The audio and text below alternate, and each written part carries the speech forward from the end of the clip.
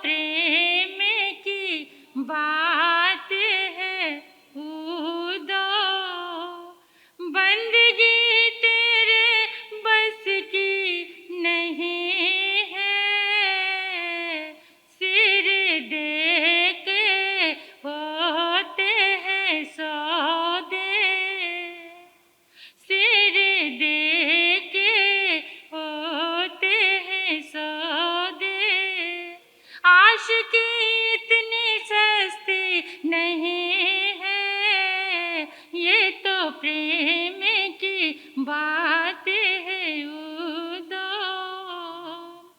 प्रेम वालों ने कब वक्त पूछा, उसकी पूजा में सुन ले उदो, प्रेम वालों ने कब वक्त पूछा, उसकी पूजा में सुन ले उदो, यहाँ दम दम में होती है पूजा, यहाँ दम दम में होती है पूजा, सिर झुकाने की फुर्सत नहीं है, ये तो प्रेम की बात है उदो, बंदगी तेरे बस की नहीं है, ये तो प्रेम की बात है उदो। आचार्य मानतुंग की ऐसी भक्ति चल रही है। काश ऐसी भक्ति हमारी भी आ जाए।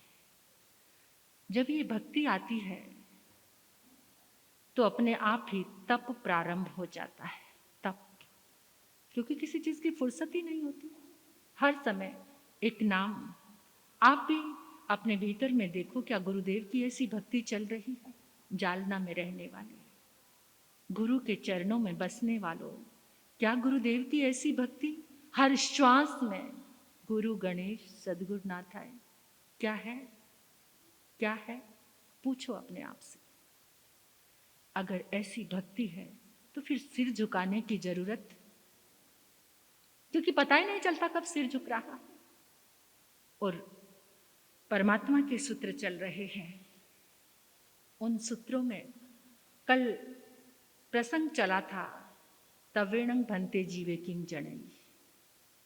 तप से जीव को क्या उपलब्धि होती है, क्या प्राप्त होता है। बहुत विस्तृत रूप में आपने गुरु भगवंतों को सुना है और पता ही होगा कि तप से, लेकिन थोड़ा सा उसमें कचरा जम गया हो तो जरा हटा लेते हैं और जान लेते हैं। क्योंकि जिस चीज को आप छेड़ते नहीं, हिलाते नहीं, साफ नहीं करते तो कचरा, अभी जो सुनते हैं उसको गुनते नहीं तो समझो कचरा आ गया ऊपर, वो ढक गया। तप के विषय में सुना, लेकिन उसको हिलाया नहीं, स्वच्छ साफ नहीं किया तो तवेणं वोदाणं जणई। व्यवदान की बात चली थी कल कि तप से व्यवदान की प्राप्ति होती है। व्यवदान मतलब जो पूर्व संचित कर्म है, जिसको हमारे आचार्यों ने, आगमकारों ने निर्जरा का नाम दिया है। पूर्व संचित जो कर्म है। आपने एक तालाब देखा, निरंतर वर्षा हो रही है, बारिश हो रही है और वो तालाब पानी से भर गया और देखने वाले के मन में भाव जागा कि इस तालाब की तलहटी में देखना है कि नीचे क्या है। तो क्या करना पड़ेगा? उतरने से नजर नहीं आएगा, महसूस हो जाएगा। और वो कितना गहरा होगा ये भी डरेगा कि कैसे उतरे नीचे। उसको देखने के लिए क्या करना पड़ेगा? पहले जहां से पानी आ रहा था, पानी के सोर्स को रोकना पड़ेगा। अब जो उसमें पानी पड़ा है, अगर धरती को देखना है, अगर जमीन को देखना है तो उस पानी को, वो पानी कैसे निकलेगा? थोड़ा तो, क्योंकि जो पानी भर रहा था उसको तो रोक दिया, लेकिन जो पानी उसमें पड़ा हुआ है, अगर धरती देखने की इच्छा है तो उस पानी को बाहर कुछ तो सूरज के ताप से सूख जाएगा और कुछ उलीचना पड़ेगा, निकालना पड़ेगा, मेहनत करनी पड़ेगी। ऐसे ही हमारी ये आत्मा का तालाब, जिसे हम देखना चाहते हैं, आत्मा को महसूस करना चाहते हैं, स्पर्श करना चाहते हैं, लेकिन इतना कर्म का पानी भरा है, इतना कर्म का पानी भरा है, आभास ही नहीं होता, केवल आत्मा शब्दों में ही है। शब्द सुने, हाँ आत्मा है, लेकिन महसूस ना दिखाई देती है। तो उसके लिए हमारे आचार्य न तीर्थंकर देवों की वाणी है, और तीर्थंकर देवों की वाणी को विस्तृत करने वाले आचार्य होते हैं, और आचार्य ही तीर्थंकर की वाणी बोलते हैं। और आचार्य कौन? जो आगम के सागर में डुबकी लगाते हैं और जहां से वो वाणी निकलती है। अब क्या करना है? आश्रव के जल को रोक दिया, आश्रव का जो पानी, 5 जो द्वार थे आश्रव के, उसको रोक दिया। और रोकने के बाद, लेकिन पहले का जो कर्म का पानी पड़ा है उसको क्या करना पड़ेगा? एक ज्ञान की किरण मिली गुरुदेव के आशीर्वाद से, और उस ज्ञान की किरण से पता चला कि इस पानी को कैसे उलीचना है। तो उस पानी को उलीचने का एक ही रास्ता है, वो है तप। वो कौन सा रास्ता है? वो तप है।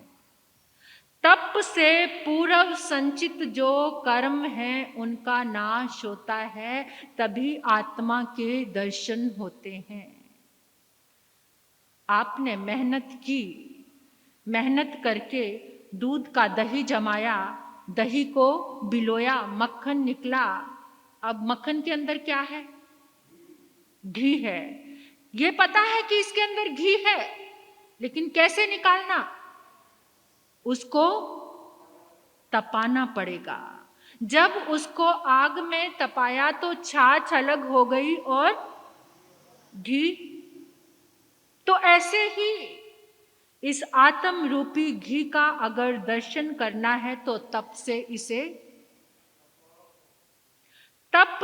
इसे तपाना पड़ेगा। और जब ये तपेगा तब पता चलेगा कि आत्मा, और उसको तपाने के जो मार्ग है, क्योंकि ये मनुष्य जीवन का बर्तन मिला है, इसी में तप संभव है।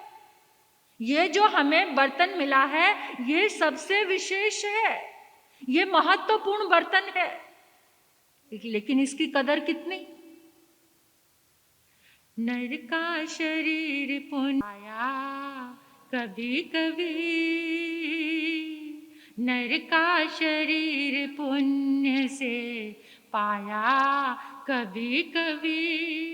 निर्धन के घर में शहंशाह आया कभी कभी, नर का शरीर पुण्य से पाया कभी कभी। ये बर्तन मिला मनुष्य जीवन का, और इसी में पता चला जिनवाणी और गुरुदेव के सानिध्य से कि तप कितने प्रकार का है। 12 प्रकार का तप है। 6 प्रकार का बाह्य तप और 6 प्रकार का आभ्यंतर तप। जब तक जीवन में बाह्य तप नहीं आएगा तब तक आभ्यंतर तप प्रकट नहीं होगा। इसलिए बाह्य तप को धारण करके पहले अपने आप को तपाना पड़ेगा। ये जो भक्तामर की आराधना चल रही है ना, इसकी तरंगों से, इस शुभ ऊर्जा से हमारे जो भीतर का कर्म का पानी है वो, क्योंकि ये भी 1 घंटे का क्या है? तप। तप बहुत सूक्ष्म है और बहुत सरल है। इस 1 घंटे में जो आप आराधना कर रहे हैं भक्तामर की दिव्य तरंगों की, घर में गंगा है, बाहर लोग कितना कितना इसकी आराधना कर रहे हैं। जिनको भक्तामर बोलना भी नहीं आता ना, हिंदी बोलना भी नहीं आता, विदेशी लोग, उनके कोई वीडियो देखे आपने? इतना सुंदर भक्तामर का उच्चारण कर रहे हैं, इन दिव्य मंत्रों का उच्चारण करके कोई और चीज नहीं, सिर्फ इसको लेकर के स्वस्थ हो रहे हैं। क्योंकि वहां श्रद्धा का, जब किसी ने पहली बार सीखा होता है और जिसको पता चल जाए कि बिना दवाई के आपका इलाज हो जाएगा, इस मंत्र जाप को करो, तो कितनी श्रद्धा। लेकिन हम तो क्या करें, रोज रोज पढ़ के इतना आदत में आ गया है कि वो अंदर जाता ही नहीं, बस जीभ पर ही रह गया है।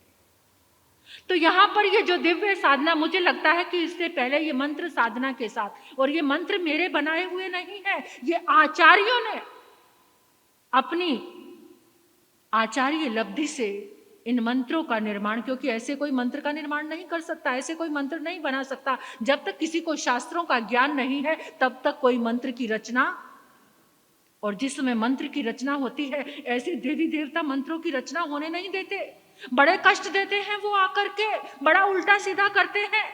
और जब कोई पारंगत हो जाता है तो हमारे सामने ये नवनीत आया है उन आचार्यों की मेहनत का, जो ये दिव्य मंत्रों के साथ यहाँ जाप, क्योंकि एक मंत्र की आराधना करने में कितने देवी देवता लगते हैं, और वो आकर, क्योंकि कोई भी एकदम किसी के वश में होना नहीं चाहता, तो इन दिव्य मंत्रों की आराधना से जो ये आपके समक्ष आराधना चल रही है, तो मेरा तो यही कहना है, देखो संत का तो कोई स्वार्थ नहीं होता, लेकिन फिर भी आप लोगों का बहुत बड़ा कर्जा है, और उस कर्जे को उतारने का माध्यम यही है कि आपको धर्म में लगाना, धर्म से जोड़ना, आपके जीवन के संक्लेश आदि व्याधि रोगों से के बीच में मार्ग देना, क्योंकि आपकी रोटी खाने का ही कर्ज है, और इन रोटियों को खाकर पचाना तो बहुत मुश्किल है, आसान नहीं है, आसान नहीं है। गृहस्थी तेरा टुकड़ा, गज गज लंबे दांत, या तो कर प्रभु भजन नहीं तो काड़े आंत। आंतड़ियां भी खींच लेंगे, ये रोटियां खानी आसान नहीं है। इसलिए मन में भाव आया कि आपका कर्ज उतारा जाए। कैसे? इस धर्म से जोड़कर, इस दिव्य ऊर्जा से जोड़कर। अब गुरनी मैया के मुखारविंद से आप श्रवण करेंगे। नित्य प्रति आओ, सभी को साथ में लेके आओ, इस ऊर्जा से आपका बहुत बड़ा लाभ होने वाला है। इस मंत्र जाप से बहुत बड़ा एक अनुष्ठान चल रहा है कंटिन्यू 48 दिन का, तो इसमें कितनी कितनी अद्भुत साधना और अद्भुत ऊर्जा होगी, अब आप श्रवण करेंगे।